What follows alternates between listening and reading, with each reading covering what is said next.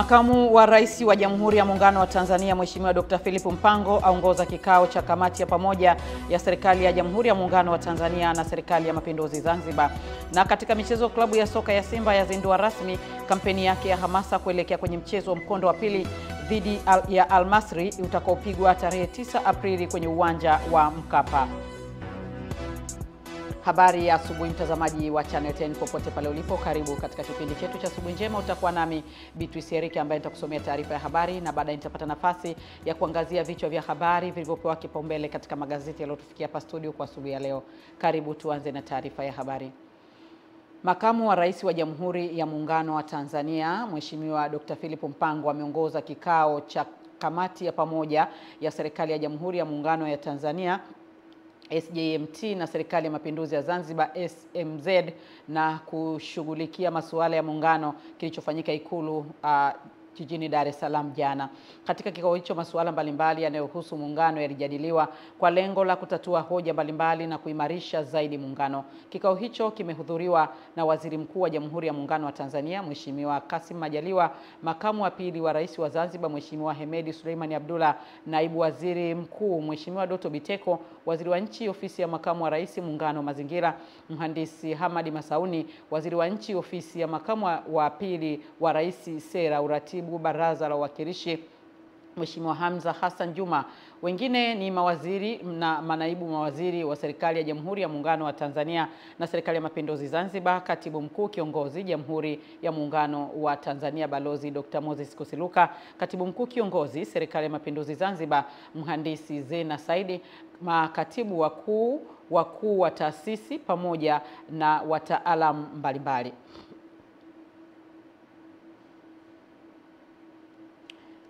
Kiwanja cha ndege Dodoma kimefanya zoezi la maigizo la utayari na uokoaji iliyohusisha ndege namba ZH Zulu Zera kampuni ya Tango Aviation ambayo ilikuwa ikitokea jijini Dar es Salaam kwenda Dodoma na kupata tatizo la kukwama kwa magurudumu ya kutua kwa ndege na kupelekea ndege hiyo kutua kwa tumbo, hali iliyosababisha ndege hiyo kulipuka moto. Leonard Mwacha anaarifu zaidi.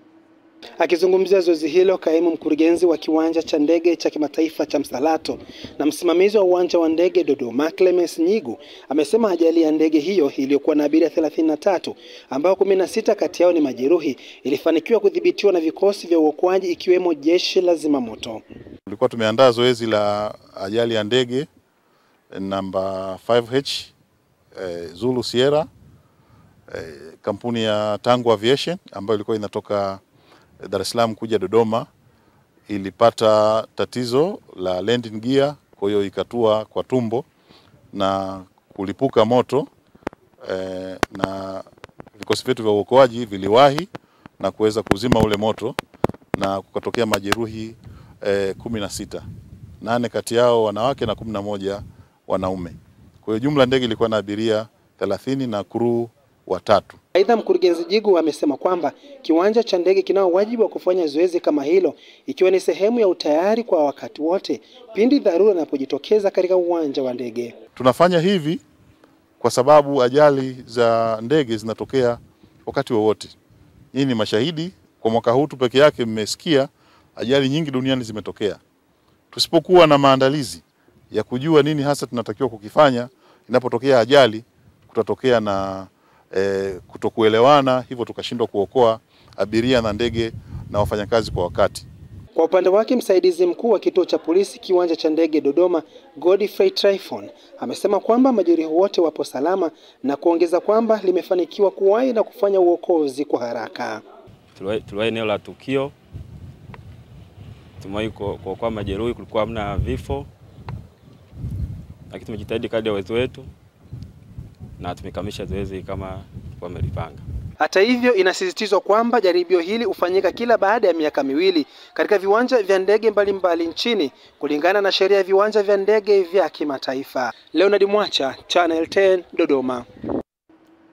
Asante Leonard kwa taarifa hiyo. Baadhi ya wanaume wa kijiji cha Lupalilo, wilaya ya Makete mkoani Njombe, wameiomba Tume ya Haki za Binadamu na Utawala Bora kutoa elimu kwa wanawake wa kijiji hicho, wakidai kumekuwepo na vitendo vya baadhi ya wanawake kuwapiga waume zao. Ifuatayo ni taarifa zaidi kutoka kwa Michael Patrick. Wanaume hao wameomba elimu itolewe kwa wanawake ili kulinda haki zao na kuzuia kuongezeka kwa vitendo hivyo. Tunashukuru kwa kupata semina hii ama darasa hili. Nikimaanisha labda mimi napigwa nyumbani na mke wangu. Sasa jinsi nilivyo mimi na mwili nyumba kifua mlima, nikienda kushtaki, unaona anakuambia na wewe umepigwa. Sasa nikipigwa tena mara ya pili nadhani nitaenda kwenda kule tutakuwa sina. Ndipo nitaanza kuchukua maamuzi mengine. Sasa hiyo si sawa. Tunaomba mtuombee msaada kwa wao wanawake wasiwe wanatupiga. Mimi sikitiko langu ni kwamba kwa upande wa wanawake tunapigwa sana mitaani. Alafu kienda ofisini unawekwa ndani mwanaume. Kwa hiyo tumeshindwa ujanja, tunaogopa hata kusema. Wanasema kwa nini upigwe na mwanamke? Hata hivyo mkutano huo pia ulitawaliwa na hoja ya mgogoro wa ardhi unaomhusisha mkazi wa kijiji hicho Tumaini Alfred anayeshutumiwa na wananchi kwa kuziba njia ya umma. Nilipozuia wapi? Mbona mimi nilikuja kwenu ili eneo mimi mnajua kabisa nimenunua. Kinachoendelea nyuma hili mimi sielewi kwa sababu mpaka saizi mimi hati yangu sijapewa. Wao walikuwa na mradi. Sasa ionekana mradi ule inatakiwa uwe karibu na kwenye eneo lake. Sasa kwa naomba barabara ipite kwenye eneo hilo kwa ajili ya kupeleka vifaa kwenye eneo ambalo serikali imetoa fedha kwa ajili ya kujenga shule. Sasa yule mwananchi hakuwa tayari wakati huo. Kufuatia hoja hizo, kwa upande wake Kamishna wa Tume ya Haki za Binadamu na Utawala Bora nchini Dr. Thomas Masanja amekuwa na haya ya kusema mbele ya wananchi hao. Wazazi, mke, tuheshimiane, na tukiheshimiana tutafika swala la kupigana. Lakini kama imefikia huko, nimesema hapa kuna dawati la jinsia. Ile dawati la jinsia linapatikana liko polisi. Kama unadhani umeonewa, umefanywa ukatili, unakwenda pale, alina cha mwanaume wala mwanamke. Tume ya Haki za Binadamu na Utawala Bora imeendelea na kampeni ya kutoa elimu hiyo katika maeneo mbalimbali wilayani Makete, ikiwemo gereza la wafungwa la wilaya ya Makete, chuo cha walimu Tandala Ikonda, shule ya sekondari Iwawa na kwa watendaji wote wa kata wilayani humo. Ripoti kutoka wilayani Makete mkoani Njombe, mimi naitwa Michael Patrick wa Channel 10. Wananchi 836 wa kijiji cha Mkanyageni, halmashauri ya wilaya ya Tunduru mkoani Ruvuma, wameondokana na adha ya kutembea umbali mrefu kutafuta huduma ya maji safi na salama baada ya wakala wa maji na usafi wa mazingira vijijini RUWASA kukamilisha mradi wa kisima chenye urefu wa mita 105 ambacho kitakuwa na uwezo wa kuzalisha maji lita 11,000 kwa saa. Dita Nyoni anaarifu zaidi.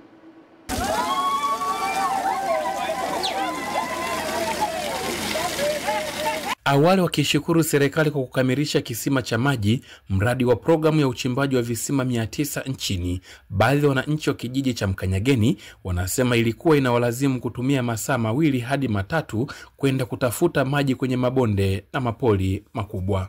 Vikongwe, wazee walikuwa na matatizo sana ya kupata maji. Wagonjwa ilikuwa ni matatizo ya kupata maji. Tunapata shida kubwa sana, tunaenda mbali huko kupata maji. Wengine walikuwa wanashindwa, tulikuwa wanashindwa kupata maji, wanaleta nyumbani. Kwa hiyo tunamshukuru sana Rais wetu wa Jamhuri ya Muungano wa Tanzania. Tukienda mtaani tuna masaa 2-3 hatujarudi nyumbani.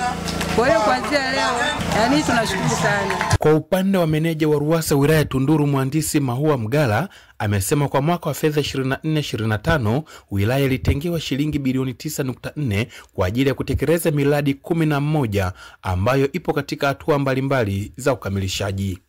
Wiki iliyopita tulienda kuwatangazia wananchi waanze kuingiza maji majumbani, na mwitikio ni mkubwa sana, na maeneo mengine yapo kwenye utekelezaji, na tunaamini kwamba miradi yote itakapokamilika tutavuka 85% ambayo tulipewa kwa ajili ya kuifikisha, ambayo ni ilani ya Chama cha Mapinduzi. Akizindua kisima hicho cha maji, mbunge wa jimbo la Tunduru Kusini Diamond Pakate amemshukuru Rais Dr. Samia Suluhu Hassan kwa kuatoa ndoo kichwani akina mama. Ombi langu kwa kuwa mradi serikali ikitengeneza inawaachia wananchi wenyewe kuendesha. Muwe watulivu, muwe walinzi wa mradi huu kwa sababu ni wa kwenu. Sasa kwa sababu mradi ni wa kwenu, ikiharibika koti utamwona RUWASA tena hapa na kuja kuweka. Kutoka Ruvuma, Ditanyoni, Channel 10. Tanzania katika maadhimisho ya wiki ya afya duniani imejikita kunadi maboresho na mafanikio yaliyopatikana katika sekta ya afya ambayo yametatua changamoto za kiafya kwa wananchi. Ifuatayo ni taarifa zaidi.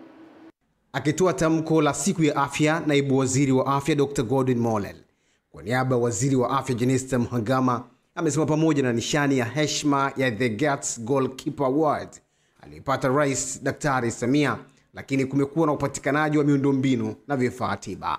Kuanzia kwenye miundombinu, manake infrastructure, teknolojia, tiba, lakini kwenye utaalamu kwamba ni madaktari bobezi, na tutakuwa katikati hapo na mkutano wa uvumbuzi. Yani madaktari imeshatengenezwa madaktari mabingwa wanafanya mambo makubwa, lakini tunataka tufanye pia mdahalo wa kisayansi na tuanze kujadiliana kwa nini sisi tunapoteza kiasi gani cha hela kwa kununua teknolojia kutoka kwa watu wengine. Upatikanaji wa vifaa vya kisasa umewezesha wagonjwa kubaini magonjwa mapema na kutibiwa kwa wakati. Akitolea mfano taasisi ya saratani ya Ocean Road. Lakini kwa sababu ya uwekezaji wa teknolojia chini aliyoufanya rais wetu Dr. Samia Suluhu Hassan na uwekezaji kwenye elimu ya wataalamu wetu, tumekwenda mwaka jana Ocean Road tukakuta 78% ya Watanzania wanakuja sasa Ocean Road ikiwa kansa iko kwenye stage inayoweza kutibika.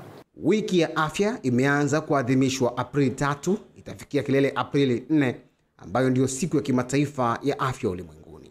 Kutoka Dar es Salaam, Nelson Munema wa Channel 10.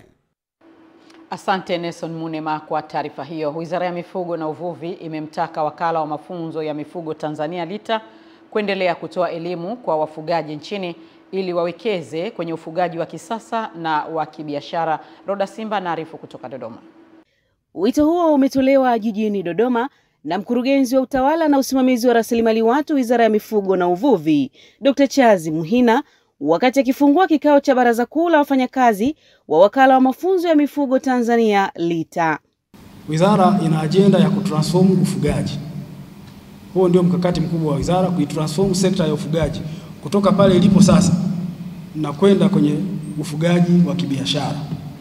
Nimeona kozi nyingi zilizowekwa kule ni za kuhamasisha kuwekeza katika teknolojia. Kuingiza au kuinstill teknolojia mpya katika vichwa vya wafugaji, katika vichwa vya watoto wa jamii za kifugaji ili wakaweze kufuga sasa kibiashara. Tuondoke katika ufugaji huu wa asili ambao una tija ndogo kwa makundi makubwa ya mifugo, twende kwenye kufuga mifugo michache lakini kupata tija kubwa. Aidha, Dr. Muhina amewataka watumishi hao kuendelea kufanya kazi kwa kuzingatia misingi, sheria za maadili ya utumishi wa umma. Taasisi yoyote ambayo haizingatii kanuni za maadili ya utumishi wa umma au sehemu yote ambayo maadili hayazingatiwi, ni vigumu sana kupata utendaji wenye tija. Kwa hiyo tunawaasa watumishi wa umma wote katika taasisi yetu ya LITA kuzingatia kanuni za maadili. Iko misingi mikuu mitatu najua mnaifahamu ya uadilifu. Moja ya msingi wa uadilifu au misingi ya uadilifu ni uwajibikaji. Naye mtendaji mkuu wa wakala wa mafunzo ya mifugo LITA Dr. Pius Mwambene pamoja na makamu mwenyekiti wa taasisi hiyo Dr. Anna Ngumbi wanaeleza namna walivyopokea maelekezo ya wizara na namna mafunzo hayo yatakavyowasaidia. Lengo letu ni kwamba tushirikishane kwa ajili ya kupitia mipango ambayo tumeipanga kwa mwaka ujao wa fedha, alafu tujadiliane, tukubaliane kwamba kila mmoja anaenda kufanya nini katika eneo lake la kazi. Tumekumbushwa sana. Wanasema mwenye masikio na asikie. Kama hautasikia litakuwa ni sikio la kufa. Kuhusu kuzingatia maadili ya utumishi wa umma. Kutoka Dodoma, Roda Simba, Channel 10. Asante Roda Simba kwa taarifa hiyo kutoka Dodoma. Na hapa jijini Dar es Salaam, halmashauri ya manispaa ya Kinondoni imewakumbusha wafanyabiashara wote katika halmashauri hiyo kuhakikisha wanakamilisha utaratibu wa ulipaji ushuru tozo pamoja na ulipaji wa leseni za biashara katika kipindi cha kuelekea mwishoni mwa mwaka wa fedha. Hamisi Suleiman ametuandalia taarifa ifuatayo. Tunaomba sana watu wazitumie hizi nafasi kuanzia tarehe 1 mwezi huu wa 4 tulioanza kwenda mpaka mwisho wa mwaka tarehe 30 wa mwezi wa 6. Una bango lako lipia, una leseni yako lipia. Pia tuna swala zima la service levy. Mkuu wa idara ya viwanda na biashara Manispaa Kinondoni Filipo Mwakibete akizungumza na waandishi wa habari amesema wameanza kutoa elimu kwa kuwakumbusha wafanyabiashara kabla ya kuanza operation ya kupita katika maeneo ya biashara. Sasa tunakumbushana ili kuepusha usumbufu ambao wanaweza kaupata, kwa sababu kabla hatujafanya ukaguzi na operation, basi tunapenda kumwelimisha mteja kwa kumkumbusha kwamba hakikisha analipa tozo za serikali kwa mujibu wa sheria na taratibu, lakini wahakikishe wanazingatia zile sheria na taratibu pia za kutokupiga muziki sana kwenye jamii ambayo inawazunguka, kwa sababu biashara lazima iangalie na ustawi wa watu wengine. Aidha, Mwakibete amewakumbusha wamiliki wa nyumba za wageni kuhakikisha wanatumia vitabu maalum vya kusajili wageni na sio vinginevyo. Lakini pia tunakumbushana kwenye wale wamiliki wa nyumba za kulala wageni. Tuna vitabu vya Manispaa ya Kinondoni. Usinunue kitabu stationary. Fika Kinondoni, chukua kitabu chako, jaza taarifa za mteja vizuri ili tuje tukupigie hesabu yako kwa kila mwezi unapoisha. Sasa si vema tukaanza kutumia utaratibu wa ukaguzi. Hebu anza kujikagua mwenyewe kabla sisi hatujafika kwenye swala zima la ukaguzi. Hamisi Suleiman, Channel 10, Dar es Salaam. Asante Hamisi Suleiman kwa taarifa hiyo. Na sasa tuangazie habari za michezo na burudani. Klabu ya soka ya Simba imewatoa hofu mashabiki wake na kuahidi kufanya vizuri katika mchezo mkondo wa pili wa robo finali kwenye kombe la shirikisho dhidi ya Al Masry utakaochezwa tarehe 9 Aprili katika uwanja wa Benjamin Mkapa. Ifuatayo ni taarifa zaidi. Akizungumza na waandishi wa habari waliojitokeza kwenye uzinduzi wa kampeni ya hamasa, meneja idara ya habari na mawasiliano wa klabu ya Simba Ahmed Ali amesema mashabiki wanapaswa kuwa na imani na timu yao na wahakikishe wananunua tiketi kwa wingi ili kujaza uwanja siku ya mchezo. Jukumu la kuipeleka nusu fainali Simba ni jukumu la kila mwana Simba. Ni jukumu la wachezaji wa Simba, ni jukumu la viongozi wa Simba, ni jukumu la kila shabiki wa Simba kuipeleka Simba yake nusu fainali. Asitokee mwana Simba akaja na mada tofauti. Sisi mada yetu kuanzia hii leo tarehe 4 mpaka tarehe 9 ni kununua tiketi na kwenda Benjamin Mkapa. Hakuna mada nyingine ambayo mwana Simba anatakiwa kuzungumza ndani ya wiki hii zaidi ya mada ya mnyama kununua tiketi na kwenda nusu fainali. Pamoja na hayo, Ahmed Ali amewakumbusha mashabiki wa soka nchini juu ya rekodi mbalimbali ambazo Simba inashikilia katika mashindano ya kimataifa na kusisitiza kuwa watafuzu hatua ya nusu fainali. Afrika hii tumeshafanya ukatili mkubwa vibaya mno. Ni sisi Simba Sports Club tulikula bao 4 uwanja Uhuru shamba la bibi, tukaenda Zambia tukampiga mtu bao 5. Ni sisi Simba Sports Club tulimfunga Horoya bao 7 hapa Benjamin Mkapa. Ni sisi Simba Sports Club tulimfunga Galaxy bao 6 hapa Benjamin Mkapa. Ni sisi Simba Sports Club tulitangulia mabao 3 kwa bila kipindi cha kwanza, yakarudi yote kipindi cha pili. Ni sisi Simba Sports. Hatushindwi kupata mabao 3 mbele ya Al Masry. Esther Mtebe, Channel 10 Michezo. Asante Esther Mtebe kwa taarifa hiyo ambayo imetuhitimishia taarifa yetu ya habari kwa asubuhi ya leo. Tupate mapumziko mafupi kisha tutarejea kuendelea na kipindi chetu cha Asubuhi Njema. Tafadhali baki nasi. Mimi ni Beatrice Eric.